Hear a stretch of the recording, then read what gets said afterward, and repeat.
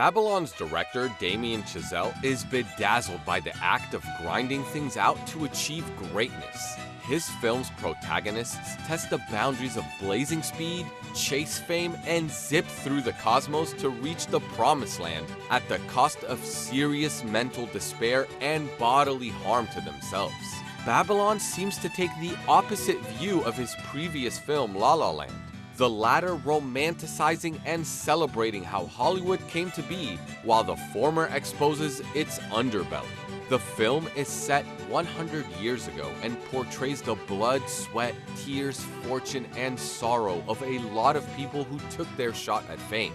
The movie puts on full display the incredible efforts required just to produce one brief moment of a movie sometimes. This could be things like a precise noise that needs to be captured, an explosion, or capturing a group of people acting in the natural environment. As exciting as a job as it may seem to be, the film demonstrates what a surprising challenge a lot of these scenes occasionally pose. One wonders whether those scenes necessarily have to be included at all, or how much of a difference they actually make. That depends on the scene and whom you ask. The people in his movies, as well as his audience, seem to be the object of the director's sadism. However, Chazelle tries to convince us that climbing this Mount Everest is all worth the journey. We reserve our skepticism, however. To be sure, the film is full of dazzling spectacles, from the mastery of various actors' roles to certain enjoyable moments and techniques. That said, the director seems to have fallen short in bringing them all together into a cohesive work of art. Everyone can appreciate one shamelessly and sticking unwaveringly to one's identity. However, the viewers tend to feel stupid as the movie's industry's newcomers, being expected to fall for the cheapest tricks. To some, this may seem deliberate, as it is seldom that the downside of the film industry is laid bare for all to see. But just because you want to give somebody an inside look, doesn't mean degenerating to poop is necessary. It is in this fashion that the film kicks off. We see on a screen a Latino man named Manny Torres, played by Diego Calvo, in Los Angeles looking for work in an era before sound had been brought to movies. There is an off-the-hook jamboree rumored to be going on with narcotics and orgies and the whole 9 yards, so Manny decides to take an elephant there. This drunken celebration is when the director decides to acquaint the viewers with those taking part in it. He introduces Nellie Leroy, played by Margot Robbie, a budding, soon-to-be famous actress with a fitting name. Manny becomes quite fascinated with her. Then we see Brad Pitt's character, the playboy Jack Conrad. He is already about to trash marriage number 3, in addition to just hitting the limelight thanks to talking pictures producing new celebrities. Other characters include vocalist Lady Fei Zhu, played by Lee Jun Lee, and Sydney the jazz trumpeter, played by Yovan Adepo.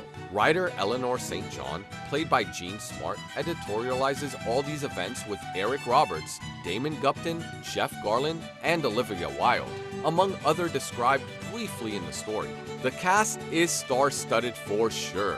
Brad Pitt steals the show, exhibiting a longing for the golden days, something that has hurt him to the core. His fame has gone on for multiple decades, and he's witnessed stars such as Conrad rise and fall. He can understand this perspective and thus injects an authentic somberness that was lacking in some of the movie's other moments.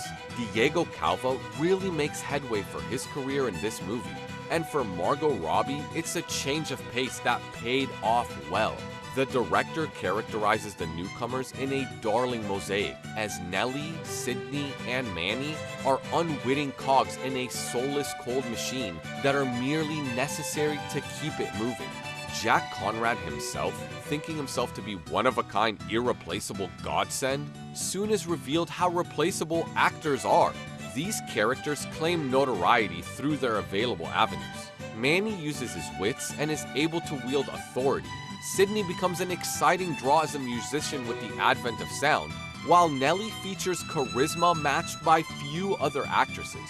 There is a romance that arises among this boisterous, unpredictable rise of the entertainment industry and the joy of film. However, it takes a back seat, and their love interest never really reaches its pinnacle. The fascinating rumors of the era and countless facets of the old life abound. It is evident that the director went to great lengths for the purpose of historical accuracy. His significant efforts naturally resonated with his crew who produced the film stages as per usual. His cinematographer, Linus Sandgren, does a smooth job that helps to guide the mood of the film in different directions. It is not his aim to produce gaudy shots, but he always sets the tone. The compositions produced by Justin Hurwitz are some of the greatest masterpieces to come out the entire year.